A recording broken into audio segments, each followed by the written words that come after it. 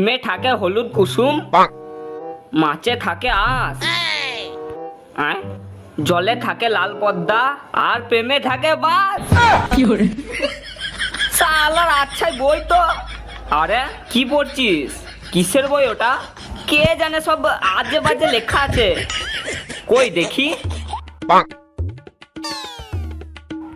এ বই তুই কোথায় পেলি? আরে সেই দিন তোদের বাড়ি গিয়েছিলাম। হ্যাঁ, সেদিন টেবিলে পড়েছিল বইটা, তাই নিয়ে পালিয়ে এসেছি। বাহ, না করে নিয়ে পালিয়েছো? তাই জন্য বলি বাল, খুঁজে পাচ্ছি না কেন। জাগ্গা ওসব বাদ দে, তুই কি বইটাকে পড়েছিস? হ্যাঁ পড়েছি একটু, কিন্তু কেন? ও, এর মানে তোর হয়ে গেছে। কি হয়েছে রে শালা? এই বইটিকে যেই পড়বে সেই ঢ্যামনা হয়ে যায়। হট, কিন্তু আমি তো একটুখানি পড়েছিলাম। হ্যাঁ, এই একটুখানি পড়াতেই তুমি একটু একটু ঢ্যামনা হতে লেগেছো। আরে শালা, তাই তো রে, নিজেকে ঢ্যামনা ঢ্যামনা মনে হচ্ছে যে। বললাম তো। তাহলে এবার কি করব? তুই এখনো পুরোপুরি ভাবে ঢ্যামনা হোসনি। জাগ্গা শালা, আর একবার যদি পড়িস তাহলে সম্পূর্ণভাবে বদমাইশ ঢ্যামনা ছেলে হয়ে যাবি। বাজলাম। তাহলে এবার থেকে আমি তোকে ঢ্যামনা ছেলে বলে ডাকবো। না, আমি যে এখনো পুরোপুরি ভাবে ঢ্যামনা হইনি। ও সরি, তাহলে বদমাইশ বলে ডাকবো?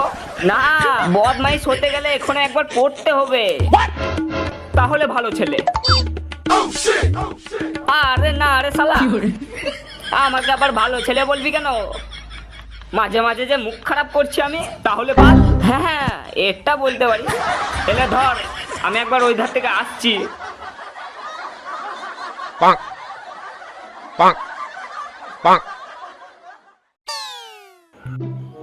এবার যদি পড়ি তাহলে বদমাইশ প্লাস ঢ্যামনা হয়ে যাব।